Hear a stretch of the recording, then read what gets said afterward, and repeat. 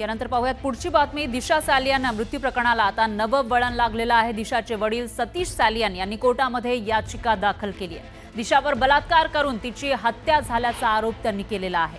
या याचिकेमध्ये आदित्य ठाकरे यांचं नाव असल्यानं खळबळ माजली आहे। तर नेमक्या याच मुद्द्यावरून राजकीय वातावरण तापलेलं आहे। याचिकेच्या मुद्द्यावरून अधिवेशनादरम्यान दोन्ही सभागृहात जोरदार खणाखणी झाली।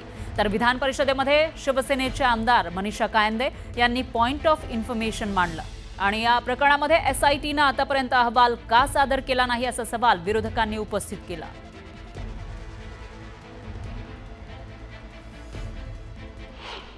तिचा अशा पद्धतीने गूढ पद्धतीने मृत्यू होणं आणि त्या कुटुंबाला जवळपास नजर कैदेत ठेवल्यासारखं वागवणं या फार गंभीर गोष्टी आहे। या सगळ्या बाबी सभागृहाच्या समोर आणाव्याशा वाटल्या मला या पॉइंट ऑफ इन्फॉर्मेशनच्या माध्यमातून।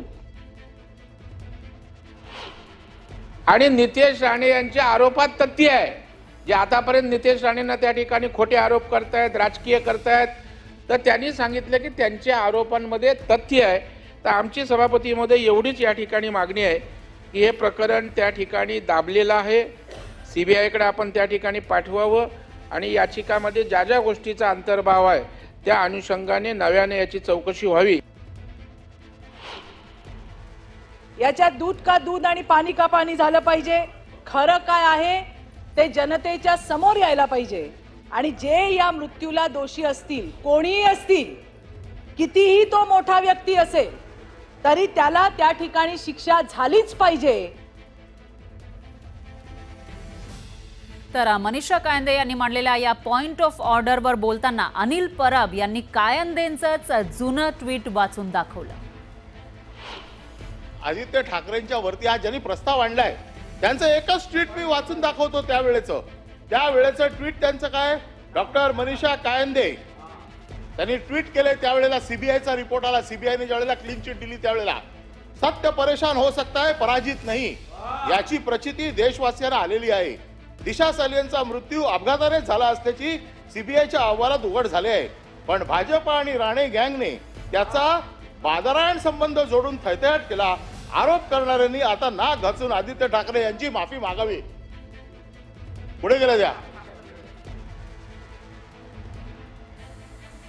तर यावेळी अनिल परबांनी मनीषा कायंदेंवर जोरदार हल्लाबोल केला।